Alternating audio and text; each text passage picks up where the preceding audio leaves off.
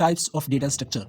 The data structures are divided into two types, primitive and non-primitive. Non-primitives are divided into two types, linear data structures and non-linear data structures.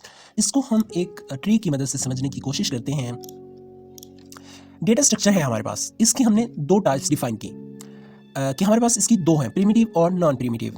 तो हमारे पास primitive में और non primitive में हमारे पास दो और divide हो जाती हैं, उनमें लीनियर डेटा स्ट्रक्चर और नॉन लीनियर डेटा स्ट्रक्चर है। जो प्रिमिटिव है हमारे पास वो तो है हमारी जो बिल्ट इन डेटा स्ट्रक्चर्स आते हैं, जैसे इंटीजर्स, फ्लोट, कैरेक्टर और पॉइंटर। और जो नेक्स्ट जनरेशन की प्रोग्रामिंग लैंग्वेजेस हैं उनमें इससे भी आगे डेटा स्ट्रक्चर्स डिफाइन हैं, उनमें आपको अपने स्क्रैच से डेटा स्ट्रक्चर लिखने की जरूरत नहीं होती।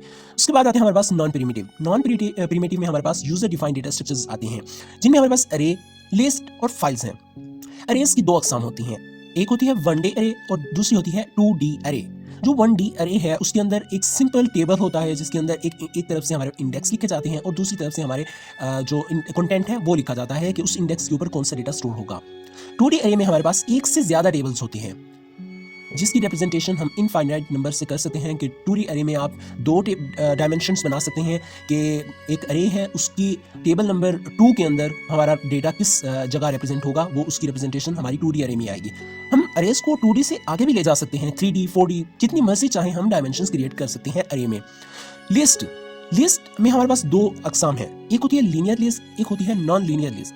जो लीनियर लिस्ट है उसके अंदर स्टैक और क्वी आते हैं और नॉन लीनियर में ट्री और ग्राफ आते हैं। हम आगे वाले वीडियोस में इसकी रिप्रेजेंटेशन भी सीखेंगे कि स्टैक्स होती क्या हैं, इनका इंट्रोडक्शन भी, और इसके ऊपर भी काम भी करेंगे। Data types. A particular kind of data items as defined by the value it can take the programming language used are the operations that can be performed on it. तो पिछली दफ़ा हमने प्रिमिटिव और non primitive data structures define किए थे। तो primitive क्या है, आइए इन्हें देखते हैं। Primitive data structures are basic structures and directly operated upon by machine instructions. तो ये डायरेक्टली मशीन इंस्ट्रक्शंस से ही ऑपरेट किए जाते हैं। Primitive data structures have different representations on different computers. तो जिस तरह से पीछे हमने इसको एक्सप्लेन किया था, हमारे पास इंटीजर्स, फ्लोट, कैरेक्टर्स, पॉइंटर्स, ये हमारे पास प्रिमिटिव डेटा स्ट्रक्चर्स हैं। जैसे हमने जस्ट एक वेरिएबल क्रिएट करना है जो इंटीजर वैल्यू स्टोर करेगा, तो हम इंट और वेरिएबल का नाम लिखते हैं। अब कंप्यूटर को हमने ये तो नहीं बताया कि किस मेमोरी एड्रेस में इसकी वैल्यू स्टोर करे, इसकी वैल्यू कौन सी, मतलब इंटीजर है तो कैसी वैल्यू स्टोर करे, ये हमने उसको नहीं बताया। वो अपने ही जो सेट ऑफ इंस्ट्रक्शन है, जिसको मशीन इंस्ट्रक्शंस कहा जाता है, जो मशीन लैंग्वेज या असेंबली लैंग्वेज में लिखी जाती हैं, उनसे ही डिफाइन कर देता है कि एक इंटीजर या वेरिएबल का कौन सा मेमोरी एड्रेस होगा। These data types are available in most programming languages as built-in type. तो ये most programming languages में built-in आती हैं, हमें इन्हें लिखने की जरूरत नहीं होती। Integers. It is a data type which allow all value without fraction part. We can use it for whole number. तो ये एक डेटा टाइप है जिसके अंदर फ्रैक्शन पार्ट नहीं आता वैल्यू का। उसके बाद फ्लोट है, it is a data type which is used for storing fraction numbers. Fraction numbers ऐसे नंबर्स होते हैं जो p/q की फॉर्म में लिखे जाते हैं, फ्रैक्शंस की फॉर्म में लिखे जाते हैं। उसके बाद हमारे पास कैरेक्टर्स हैं, it is a data type which is used for character value. तो ये कैरेक्टर की वैल्यू स्टोर करने के लिए जो हमारे पास डेटा टाइप है वो कैरेक्टर है। उसके बाद पॉइंटर है, pointer a variable that hold memory address of another variable are called pointer. C language में हमने पॉइंटर्स के बारे में सीखा था, और जब मैं सी का कोर्स मैंने आपको इस चैनल के ऊपर बनाकर अब उसके वीडियोस के अंदर आपको ये समझाया था कि पॉइंटर्स क्या होते हैं। बेसिकली पॉइंटर्स एक ऐसे वेरिएबल का नाम होता है जो वेरिएबल की ही मेमोरी का एड्रेस स्टोर रखता है।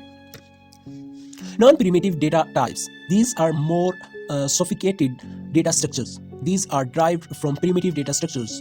The non-primitive data structures emphasize structure of group of homogeneous and heterogeneous data items. Example of non-primitive data types are array, list, and files, etc.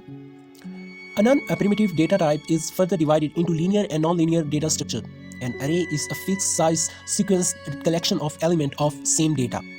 जिस तरह से पीछे हमने एग्जाम्पल में अरे को डिफाइन किया था कि हमारे पास जो अरे होती है उसमें इंडेक्स होता है। अगर आप इंडेक्स में एक का इजाफा करते हैं तो आपको उससे आगे वाले डेटा तक एक्सेस मिलती है, फिर उसमें एक और में एक्सेस करते हैं तो उससे आगे वाले डेटा में सो ऑन आपको मिलती रहती है एक्सेस अगर आप एक का इजाफा करते हैं। उसके बाद लिस्ट है, an order set containing variable number of element is called as list.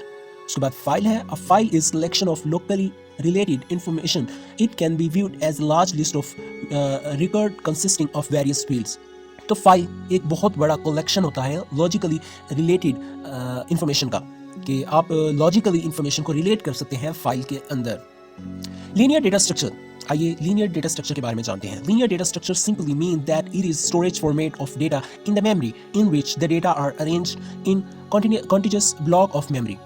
तो इसको मैं आपको समझाने की कोशिश करता हूँ। पिछली दफ़ा हमने एक अरे की एग्जांपल दी थी। तो अरे के अंदर तीन चीज़ें थी। एक थी इंडेक्स, दूसरा था एलिमेंट और तीसरा था मेमोरी एड्रेस। तो मेमोरी एड्रेस यहाँ पर आ जाएगा। तो फर्ज किया कि हमारे पास एक पॉइंटर है जो रिप्रेजेंट करता है मेमोरी एड्रेस 200। तो जब भी हम मेमोरी एड्रेस 200 पर डेटा असेस करेंगे तो हमारे पास अरे का इंडेक्स नंबर 0 का डेटा मिलेगा। जैसे फर्ज कर लिया यहाँ पर 1 स्टोर किया था तो हमें 1 मिल जाएगा। इसी तरह से जब हम मेमोरी एड्रेस में 1 का इजाफा कर देंगे, यहाँ 201 कर देंगे, तो हमारे पास एक इंडेक्स का जो डेटा था वो हमें मिल जाएगा। फर्ज कर लिया वो डेटा था 3। इसी तरह से सो ऑन चलते रहेंगे तो हमें हमारे पास डेटा मिलता रहेगा। Examples is array of characters, it represents by one character after another. तो अरे ऑफ कैरेक्टर्स क्या होती है? अरे ऑफ कैरेक्टर्स एक आप कह सकते हैं स्ट्रिंग वैल्यू को स्टोर करने के लिए अरे बनाई जाती है, जिसमें पहला जो इंडेक्स होता है 0 वो रिप्रेजेंट करता है आपकी जो कैरेक्टर है उसके पहले कैरेक्टर को। जैसे अल्फाबेटिकली होता है ना, मेरा नाम फर्ज कर लें अली है, तो अली को स्टोर करना है, हमारे पास इंडेक्स दो इंडेक्स वाली अरे चाहिए होगी, जिसका 0 इंडेक्स ए को रिप्रेजेंट करेगा, 1 जो है वो एल को और 2 आई को रिप्रेजेंट करेगा। तो ये हमारे पास अली के नाम की एक कैरेक्टर अरे होगी। In linear data structures, member elements form a sequence in the storage. तो linear data structure में एक sequence होता है। There are two ways to represent a linear data structure in memory: static memory allocation and dynamic memory allocation. C और C++ के course के अंदर मैंने इस बात की वजाहत की थी कि static memory allocation क्या है और dynamic memory allocation क्या है। मजीद मैं इसको यूं represent करता हूँ। आपके पास RAM में एक memory की space अवेलेबल है, फर्ज कर लें ये है। जो स्टैटिक है, स्टैटिक में आप डिफाइन कर देते हैं कि फर्ज कर लिया 1 मेगाबाइट जो हमारी मेमोरी है वो हमने ये रिजर्व कर दी है हमारे एक वेरिएबल के लिए या एक अरे के लिए कि ये मेमोरी सिर्फ वही कंज्यूम कर सकता है, इसके अलावा कोई कंज्यूम नहीं कर सकता। अगर ए की जो कंजप्शन है वो अगर 1 मेगाबाइट से बढ़ जाती है तो प्रोग्राम क्रैश हो जाएगा, क्योंकि उसको रिक्वायर्ड मेमोरी नहीं मिलेगी। उसको हमने कह दिया था कि 1 मेगाबाइट से ज़्यादा उसको मेमोरी देने की इजाज़त नहीं है। ये थी हमारे पास स्टैटिक मेमोरी एलोकेशन। उसके बाद हमारे पास आती है dynamic memory allocation. Dynamic memory allocation के अंदर हम इसको ए को एक डायनामिकली मेमोरी एलोकेट करवा देते हैं कि आप ए वेरिएबल को कहते हैं कि आप 1 मेगाबाइट मेमोरी यूज़ कर लें, कोई मसला नहीं, 2 मेगाबाइट यूज़ कर लें, 3 मेगाबाइट यूज़ कर लें, इसमें कोई मसला नहीं। जब तक मेमोरी में हीप अवेलेबल है या मेमोरी अवेलेबल है आप उसको यूज़ करते रहें। तो ये डायनामिक मेमोरी एलोकेशन है। इसके लिए बेसिकली सिंटैक्स भी अवेलेबल है और अगर आप C++ का कोर्स करेंगे तो आपको ये सिखाया जाएगा। The possible operations on linear data structures are traversing, insertion, deletion, searching, sorting and merging data.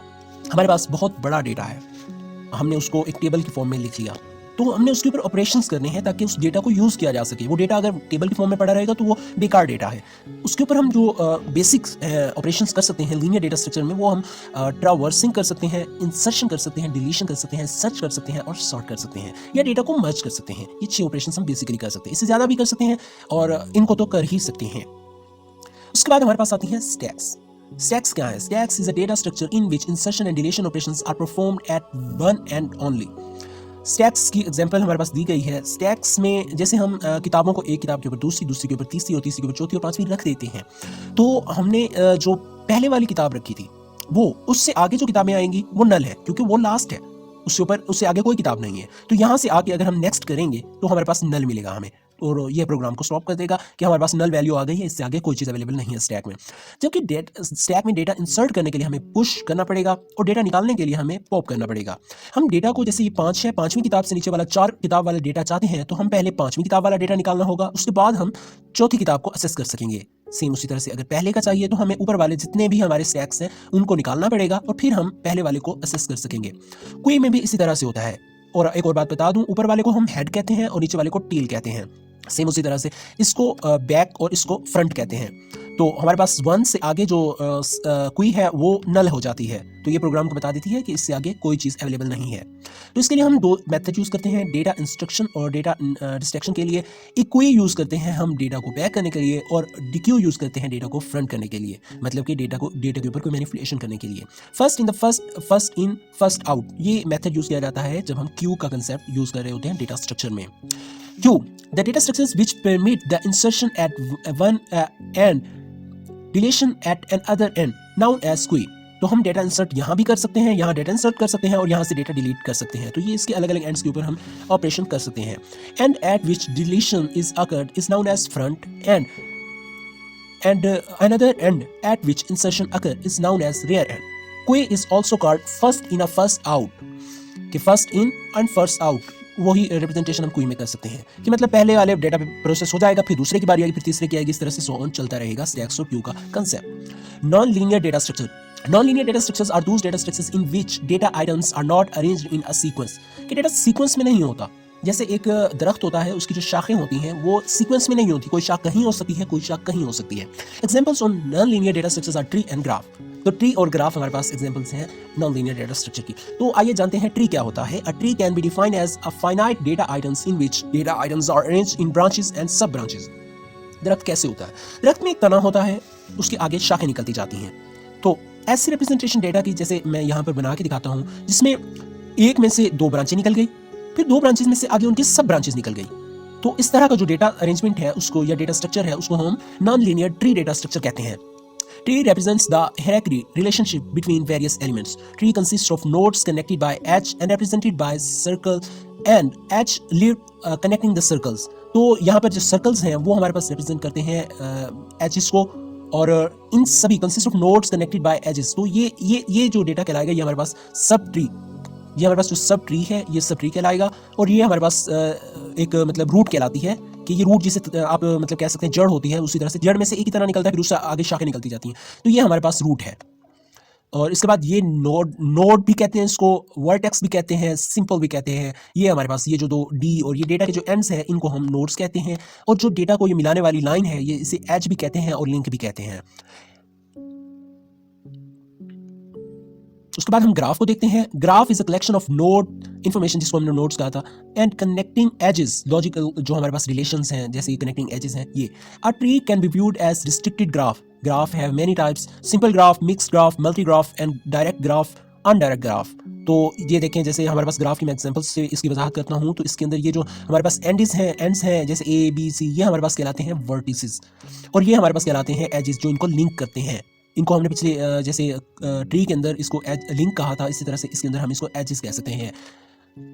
तो इसके अंदर मिक्स है, जैसे ए है तो ए डी से भी लिंक्ड है, सी से भी लिंक्ड है और बी से भी लिंक्ड है, या फिर जैसे ई है जो सिर्फ बी से लिंक्ड है और डी से भी लिंक्ड है। तो इस तरह से ये सिंपल ग्राफ हो सकता है, मिक्स्ड ग्राफ हो सकता है, मल्टी ग्राफ हो सकता है, डायरेक्टेड ग्राफ हो सकता है और अनडायरेक्टेड ग्राफ भी हो सकता है।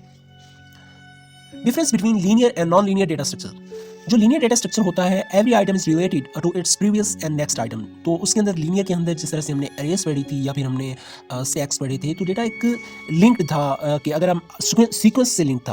अगर हम आगे वाला डेटा चाहते हैं तो पिछले डेटा को या तो रिमूव कर देते या फिर उस डेटा से आगे वाले का इंडेक्स देते थे, तो हमें आगे वाला डेटा मिलता था। उसके बाद लीनियर जो डेटा है उसके अंदर data is arranged in linear sequence. तो एक लीनियर सीक्वेंस में होता है, वो नॉन लीनियर फॉर्मेट में रैंडमली नहीं होता। कि data item can be traverse in a single run. तो जो डेटा आइटम्स हैं वो ट्रैवर्स कर सकते हैं सिंगल रन में, जैसे अरे है, स्टैक है, लिंक्ड है, लिस्ट है, कोई है। तो ये हमारे पास जो है लीनियर डेटा स्ट्रक्चर्स हैं। इंप्लीमेंटेशन ईजी, तो इसकी जो इंप्लीमेंटेशन है वो हमारे लिए ईजी होती है। इसके बरक्स जो नॉन लीनियर डेटा स्ट्रक्चर्स हैं वो every items is attach with many other items. इसकी मिसाल मैं इस तरह से देता हूँ, जैसे अब एक स्टूडेंट है, उसका नाम अली है, तो अली के ऊपर डिफरेंट डेटा स्टोर किया जा सकता है। जैसे हम अली का नाम के साथ उसका रोल नंबर स्टोर कर सकते हैं, फिर अली के नाम के साथ उसकी एज भी तो कनेक्टेड है, तो अली के नाम के साथ एज भी उसकी कनेक्ट की जा सकती है। तो इसी तरह से डिफरेंट डेटा जो है वो लिंक्ड होता है, अटैच होता है एक आइटम के साथ। मतलब एवरी आइटम, हर आइटम दूसरे आइटम के साथ होता है। सिर्फ जो सब ट्रीज होती हैं जिनके आगे नल आ जाता है वो नहीं होती, जिनको बेसिकली हम नोड्स भी कह सकते हैं। Data is not arranged in sequence, तो ये सीक्वेंस में डेटा नहीं होता, जबकि इसके बरक्स ये डेटा नॉन लीनियर फॉर्मेट में होता है।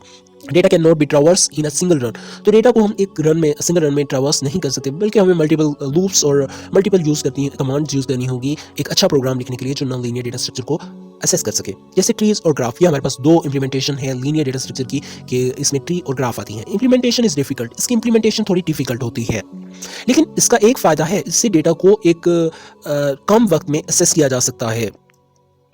ऑपरेशन ऑन डेटा स्ट्रक्चर हम अगले लेसन में पढ़ेंगे। तब तक के लिए मुझे इजाज़त दें। अल्लाह हाफिज़।